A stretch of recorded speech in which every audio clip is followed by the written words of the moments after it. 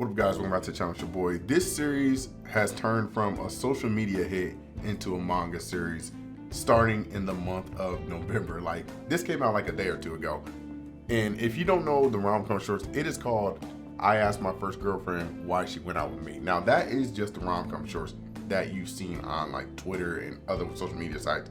But this series in general is called How to Love a Misfit, How to Love a Useless Person. I believe that's what it's called.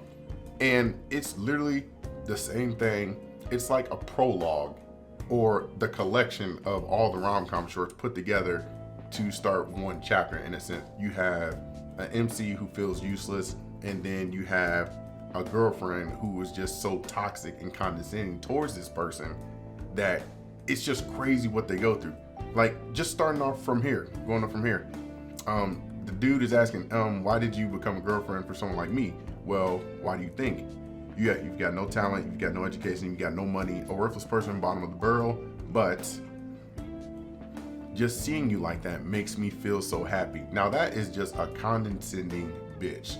I'm just straight up telling you. Start from the beginning of it, we get the MC right here, Shima-kun, who is running late with meeting up with Hizumi-san, who is the girlfriend. Now, of course he apologized and all that stuff, but she's just like questioning him on why he did so much preparation, because like, when did you sleep last night before the date changed?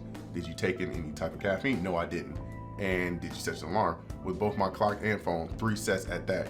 And it's just like, even at the age of 20 and all that preparation, how could you, as an office worker for 2 entire years, be like so unprepared? And then it's like goes into some condescending with, well, seeing as how you're a fully fledged, jobless, useless individual, I suppose that's irrelevant either way.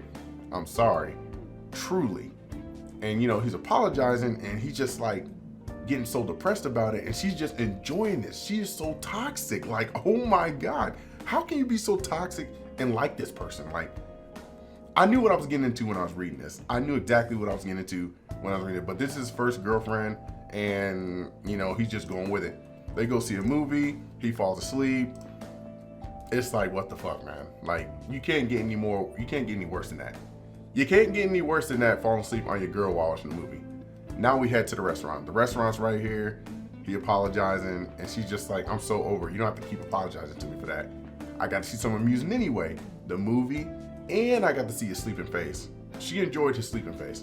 I'm just calling it like this just from what I've seen in chapter 1. The food makes it here. He starts chowing down a little too fast, and she's like taken aback by that, like, why is he doing this? In his mind, he's like, anyway, I told her to leave that to me, so I've got to eat quickly and explain to them for her, even just within what I could watch. He wanted to explain like the end stuff in the movie that she may not understand, but she's like seeing through all that stuff and just starts being more condescending and telling him, you know, you should probably be more respectful of the person you're with, because it's going to be a one-sided conversation. And it's just crazy because, again, here's another moment of her being condescending to him, and he just like starts just breaking down. She's seeing through everything he's doing, just breaking down, and he just feels like a failure the entire time. But as you can see in the damn panel right here, she is just loving his despair. Just his suffering is making her day the entire time. Moving on from there, of course, he didn't have money to pay for his damn food because he got to withdraw money.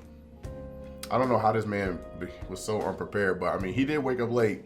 It is what it is. She pays by card. That's like 2 strikes against him already. He slept in the movie, didn't pay for the food. She's just so over it.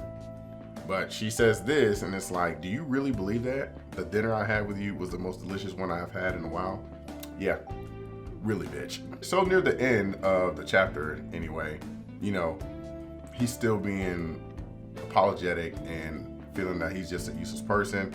And she's like adding on to it by talking of the situation between them, you know, repeating their own mistakes over and over, seeming to be forgiven so much that they keep shivering like a newborn puppy, which is what he's been doing. He's been shaking the entire time. But she's like building his character along with breaking his character, like putting him at the point where he's still useless, but he does the minimum to her satisfaction in a sense. And he doesn't want to break up with her, even though it's looking that way. But she kind of like reassures him that, you know, hey, that amusing face that you just made, it's okay because I had a lot of fun today. This chick is toxic as fuck, I'm telling you.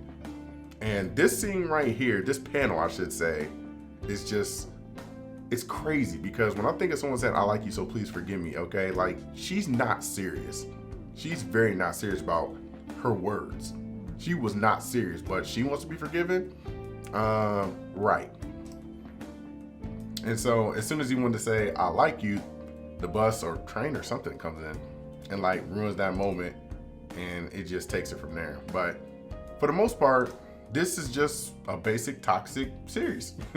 And I look forward to more of it with her and Shinba-kun because this is just crazy. People like women like this that are so toxic. The next issue comes out December 9th, but it's crazy how toxic she really is. Like, is she good for him? Hell no.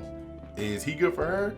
I don't really know because he kind of, if this is like their first date, it kind of went bad because he was an hour late. So I don't know. I don't know what to really think about it, but he definitely got to do better. I can't wait to see what chapter 2 looks like because that's where I can really go into depth of how it's really going to be different from the rom-com shorts. But I don't think I'm going to make another video on it. I'll probably just talk about it on Twitter, so definitely follow me on there if you want to talk about it. But I am so glad that Iwaba got to get this serialized into a manga and everything, so that's fantastic. But anyway, I hope you enjoyed the video. I hope you definitely give it, you know, a look. Daminigi no Ashikata, I think it's going to go for a little bit longer than what it is. I mean, it may be a short manga series, I'm not too sure. But anyway, drop a comment, let me know what you think about the Toxic series as it is. Hit the like button, follow on social, subscribe to the channel, and until next time, stay wavy squad, I'm out.